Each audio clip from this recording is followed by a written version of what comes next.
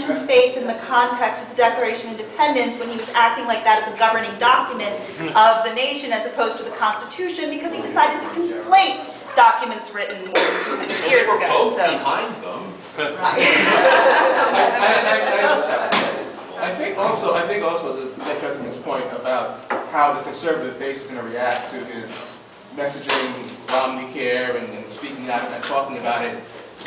They've given him a pass now because they see themselves losing. They're definitely. I mean, Eric Erickson at Red State, when he first praised Romney Care, he said this is the moment Romney's going to lose. But then when he referenced it again, Eric Erickson didn't say a thing. Because the race is a lot worse for Romney now. So they're like saying, just do anything you can, just win. So they're so desperate for him to win, they'll give him the pass on Romney Care because, you know, if it can help, let's just say it. Well, the conservative pundits may give them the pass, but how many of the actual voters will be enough turned off that they won't turn out?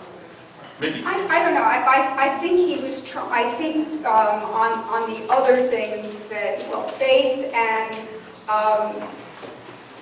trickle-down government. I love that the new use of trickle-down was interesting and obviously appealing to his base. And the no tax cut will add to the deficit. None of his tax cuts were going to add to the deficit. It is taking the opaque and made it a commune. I'm not sure how that's possible. I know that you know that Obama was trying to bring up the word arithmetic, and by the way, yes, I was searched how many times was Bill Clinton mentioned. I think was Reagan only once. Bill Clinton several times. And by the way, did anyone notice that Romney was wearing a red tie? Yeah. Obama was wearing a red tie. I don't know what the black spot on the American flag.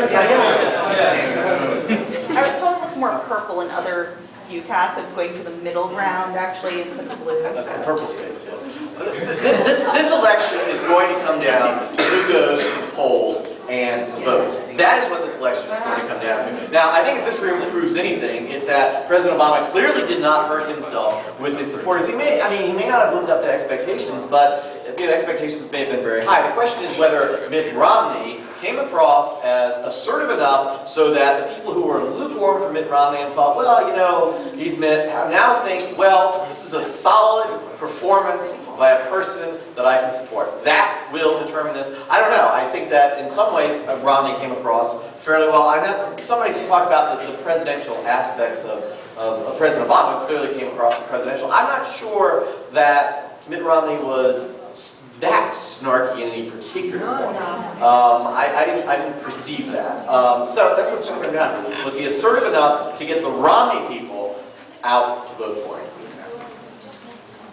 People have talked a lot about base in this election, and I just want to point out two numbers. It's 11-17, and there are still 40 of you here. You are the base. So